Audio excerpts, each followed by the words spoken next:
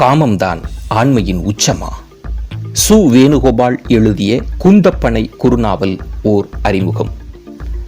தமிழ்நாட்டில் புத்தகம் வாசிப்பவர்களிடம் சமகால தமிழ் புனைவு எழுத்தாளர்களில் சிறந்த 10 பேர் சொல்லுங்கள் என்று சொன்னால் சற்று திணறித்தான் போவார்கள்.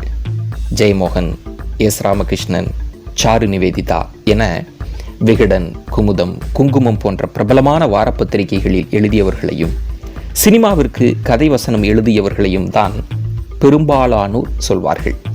சிலர் பட்டுக்கோட்டை பிரபாகர், ராஜேஷ்குமார் என பாக்கெட் நாவல் எழுத்தாளர்களை குறிப்பிடுவார்கள். நிறைய புத்தகம் வாசிக்கும் பலரும் கூட சுஜாதா, கி. ராஜநாராயணன், சுந்தர் ராமசாமி, அசோகமித்திரன் என இறந்தவர்களையோ தற்போது எழுதியதை நிறுத்திவிட்டவர்களையோ தான் சுட்டிக்காட்டுவார்கள். இது அவர்களின் தவறு இல்லை. தமிழில் தரமாக எழுதும் நபர்கள் பற்றிய பெரிய அறிமுகம் வாசகர்களிடம் சென்று சேரும் சூழல் தற்போது இல்லை.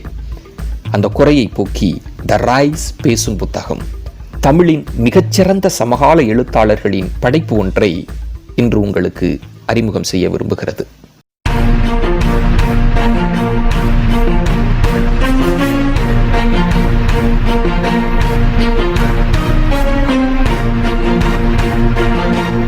சு. வேணுகோபால் தமிழின் மிக முக்கியமான எழுத்தாளர். பொள்ளாச்சியில் உள்ள கல்லூரி ஒன்றில் விரிவுரையாளராக பணிபுரிகிறார்.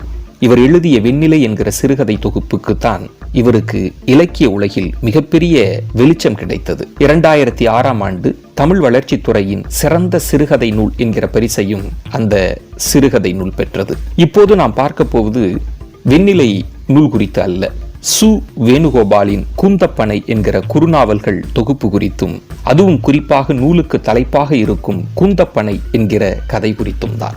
குந்தப்பனையின் கதை சுருக்கம் இதுதான். சதீஷ் என்கிற இளைஞன் தன்னால் உடல் உறவில் ஈடுபட முடியாது என்பதை திருமணத்திற்கு பிறகே உணர்கிறான். ஆனால் அவனுடைய மனைவி லதா மீதும் அவன் பெரும் அன்பு வைத்திருக்கிறான். அவள் இல்லறம் நிறைவு பெறாமல் தவிப்பதை கண்டு மனம் வருந்துகிறான்.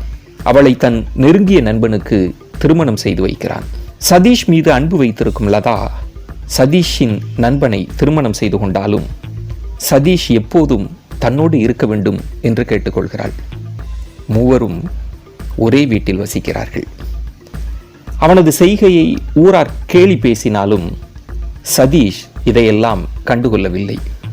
தன் நண்பன் மீதும் மனைவி லதா மீதும் தீராத அன்புடன் இருக்கிறான். அவர்கள் இருவரையும் தன் கரங்களால் குழந்தையை தழுவிக்கொள்வது போல தழுவி நிம்மதியாக தூங்கும் அமைதியை விரும்புகிறான். நண்பனுக்கு லதாவை கட்டி வைத்த பிறகும் சதீஷ் தன் மனதில் அவளை மனைவியாகவே எண்ணுகிறான். அவளை தோழியாகவே நடத்துகிறான். ஆனால் காமம் தவிர்த்த வழியில் ஒருவன் பெண்ணை அணுக முடியாது என்கிற மனநிலையில் இருக்கிறாள் லதா. அவளை பொறுத்தவரை அவள் உடலுக்கு சொந்தமானவன் எவனோ அவன்தான் உள்ளத்திற்கும் சொந்தமானவன். மற்ற அனைவரும் வெளியாட்களே. லதா தனது எண்ணத்தை ஒரு கட்டத்தில் சதீஷுக்கு அதிர்ச்சி தரத்தக்க வகையில் உணர்த்துகிறாள். ஒரு நுட்பமான இடம். ஒரு நாள் அசந்தர்ப்பமான வேளையில் சதீஷ் வீட்டுக்குள் நுழைகிறான். தனது உடைகளை வாரி சுருட்டி கொண்டு லதா, திறந்த வீட்டில் நாய் மாதிரி நுழையிறியே, நீ எல்லாம் மனுஷனா என கேட்கிறாள். அதை கேட்டதும் சதீஷ் நொந்து போகிறான். சதீஷுடன் இல்லற வாழ்க்கையில் லதாவுடைய காமம் நிறைவேறாத போது சும்மா பொம்மை மாதிரி விளையாடுறீங்களா, ஆசையா இருக்கு என்று ஏங்கியவள் ஒரு கட்டத்தில் என்னை கைவிட்டுறாதீங்க சாமி என்று கெஞ்சியவள் நண்பனுடனான திருமணத்திற்கு பிறகும் எங்களுடனேயே தங்க வேண்டும் என்று கேட்டுக்கொண்டவள். அப்படி திடீரென வெடுக்கென்று பேசியதை சதீஷால் தாங்கிக் கொள்ள முடியவில்லை. ஊரை விட்டே ஓடுகிறான் சதீஷ். எங்கெங்கோ செல்கிறான். கதை முழுக்கவே தன்னுடைய ஆண்மையை எப்படியாவது உணர்ந்து விட வேண்டும் என்று துடிக்கிறான் சதீஷ். தனது உடல் மூலம் அதை உணரும் ஒரு தருணத்திற்காக காத்திருக்கிறான். சர்வ வல்லமை பொருந்திய அந்த ஜீவாதார காந்தப்புலம் உடம்பில் எந்த இடத்தில் அது ஒட்டி கிடக்கிறது என தனக்குள்ளேயே தேடுகிறான். இப்படி காத்திருந்து காத்திருந்து மனம் வெந்து போகும் சதீஷ் ஒரு நாள் கிறித்துவ தேவாலயம் ஒன்றில் எத்தனை முறை கேட்டிருப்பேன், தரவில்லையே இறைவா, நீ ஒரு இந்துக்கு தரமாட்டாயோ? இந்த சன்னிதானத்தில் சொல்கிறேன், எனக்கு அதை ஒரே ஒரு முறை தந்துவிடு, பிறகு திருப்பி எடுத்துக்கொள் மதம் மாறி உன் பாதங்களில் கிடக்கிறேன் என்று கூட இறைஞ்சுவான். எல்லா உயிர்களுக்குள்ளும் உடல் இருக்கிறது. பசியும் வாழும் விருப்பமும் இருக்கிறது. உடலின் முதல் நோக்கமாக இருப்பதே இன்னொரு உடலுடன் இணைந்து தன்னுடைய சந்ததியை வளர்ப்பதுதான்.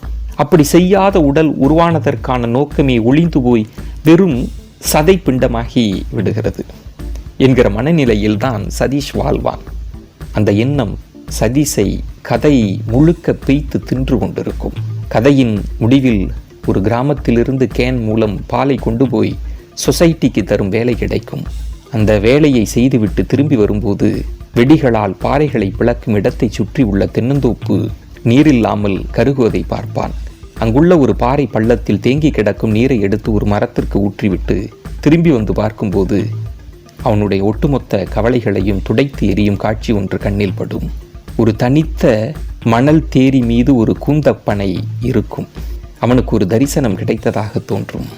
இந்த கட்டம்தான் கதையின் உச்சம். அதை வாசித்தால் மட்டுமே உணர முடியும். எளிமையாக சொல்லப்போனால் அவன் தன் இல்லாத ஆண்மையை உணர்வதற்கு பதில் இருக்கும் பெண்மையை, தாய்மையை உணர்வான். வாழ்நாளில் முதல் முறையாக, கடைசி முறையாக ஒரு மாபெரும் மலர் அவனில் மலரும். கதையின் இந்த மைய புள்ளியை உணர்ந்து கொள்ள குந்தப்பனையை பற்றி தெரிந்து கொள்ள வேண்டும். அப்போதுதான் இந்த கதைக்கு ஏன் குந்தப்பனை என்கிற பெயர் வைக்கப்பட்டிருக்கிறது என்பதும், அது எப்படி இந்த கதையை ஒரு மிகச்சிறந்த குறுநாவல் ஆக்குகிறது என்பதையும் தெரிந்து கொள்ள முடியும். கூந்தல் போல ஓலைகளும் பூக்களும் இருக்கும் பனை மரம்தான் குந்தப்பனை. இதற்கு தாலிப்பனை என்கிற பெயரும் உண்டு. தமிழில் தாளம் என்றாலே பனை என்கிற அர்த்தம் இருக்கிறது. பழங்காலத்தில் கணவனின் குல சின்னங்களை மந்திரங்களுடன் சிறிய ஓலை துணுக்கில் எழுதி சுருட்டி மஞ்சள் தடவி மஞ்சள் நூலில் கோர்த்து பெண் கழுத்தில் கட்டுவார்கள். பனை ஓலையை வைத்து, அதாவது தாளத்தை வைத்து கட்டுவதாலேயே அதன் பெயர் தாலி என்றானது.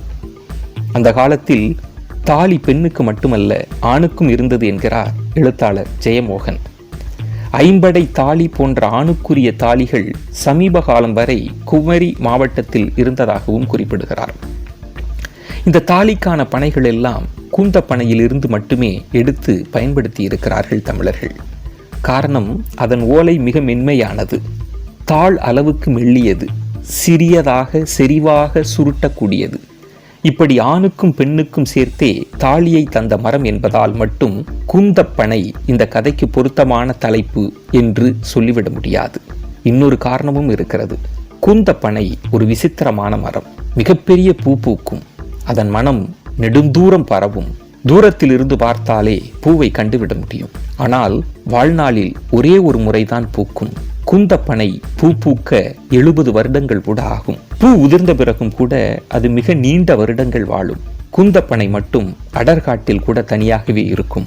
அதனால் ஒரு பனை மரமே ஆணாகவும் பெண்ணாகவும் இருக்கும். அது முழுமையான ஆணாகவும் தன்னை உணராது, பெண்ணாகவும் உணராது. ஆனால் இரு தன்மைகளையும் தன்னோடு வைத்துக்கொண்டு நீண்ட காலம் வாழும் கூந்தப்பனை குறுநாவலில் வரும் சதீஷும் இதுபோலதான். கூந்தப்பனை நூலில் மேலும் சில அற்புதமான குறுநாவல்கள் இருக்கின்றன.